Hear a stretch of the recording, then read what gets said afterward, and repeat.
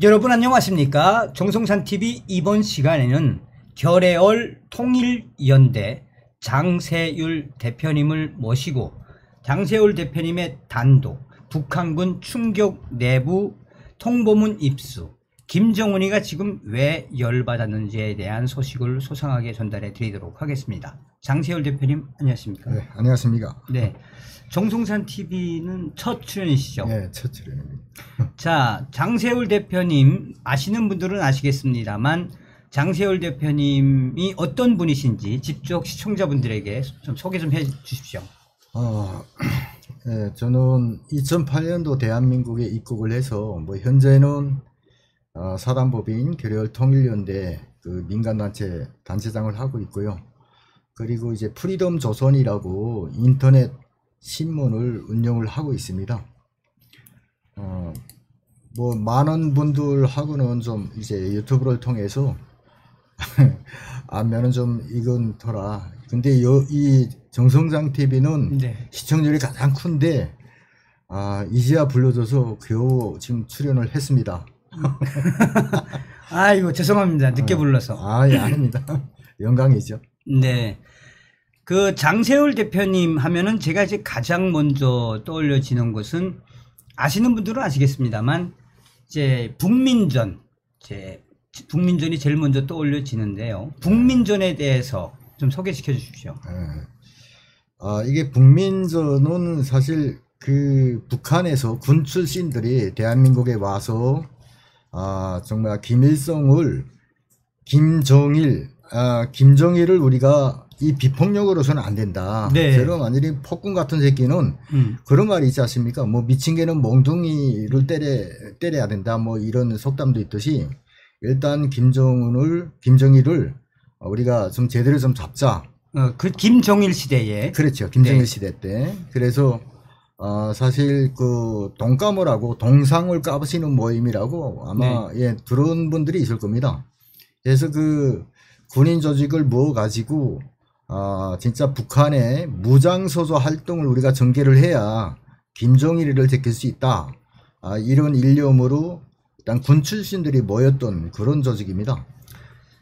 네, 그 장세율 대표님의 그 북민전, 그러니까 이제 북한 약자죠. 북한 인민해방전선. 네, 북한 인민해방전선 북민전이 당시에 북한 김일성, 김정일의 동상을 까기 위해서 동까모 또한 실제로 이제 탈북민 특수부대 출신들도 많았죠. 그 그렇죠.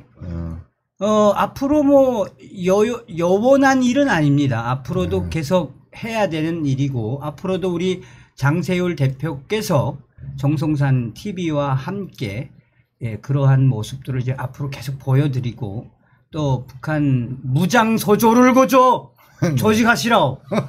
응? 예, 알겠습니다.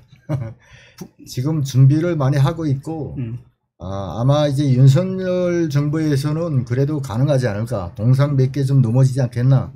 이런 기대를 해보고 있습니다. 북한에서 이제 군인 출신이었죠. 장교. 예. 저는 이게 북한에서는 기술병과라고 감독님도 잘 알지만 사이버 그 자동화 참모라고 군단에서 작전 전술 프로그래머를 했습니다. 그래서 미림대학, 지금 현재는 기밀대학이지만 미림대학을 졸업을 하고 구군단에 가서 이제 사이버 관련 업무를 수행을 했습니다. 네. 지금도 그 북한으로 들어가서 김일성, 김정일의 동상을 까겠다, 동까모에 참여하겠다라는 분들이 꽤 있는 걸로 제가 알고 있는데. 예. 동까모는 아직 현재형이고요.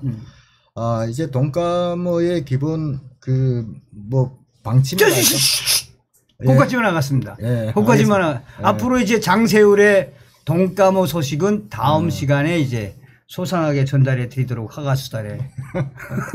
자, 오늘은 여러분 이제 첫 번째 이제 장세율 대표하고 이제 첫 번째 방송이고 첫 방송이고 그래서 이제 장세율 대표가 직접 북한에서 입수한 이 북한군 충격 내부 통보문 내용입니다. 이걸 제가 이제 간단하게 설명을 좀 드리고 장세율 대표님의 논평을 좀 듣도록 하겠습니다.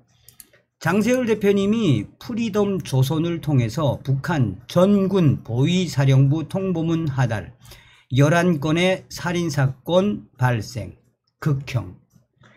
최근 북한 인민군 보위사령부는 인민군대 내의 살인, 강도, 방화, 강간과 같은 강력 범죄 사건들을 종합해 2023 군인들 속에서 제기된 강력 범죄 사건 통보문을 작성해 전군에 하달한 것으로 알려지고 있습니다. 자, 이게 활자로만 보면 그냥 뭐 노멀한 것 같지만 이 통보문은 우리 장세월 대표님의 북한 내부 소식통이 목숨을 걸고 이제 입수를 해서 보내온 겁니다. 그렇죠. 핵심은 이 통보문에 이 보위사령부가 왜 발칵 뒤집어지냐면 핵심은 무엇이냐? 사실은 이 부분입니다. 이 부분.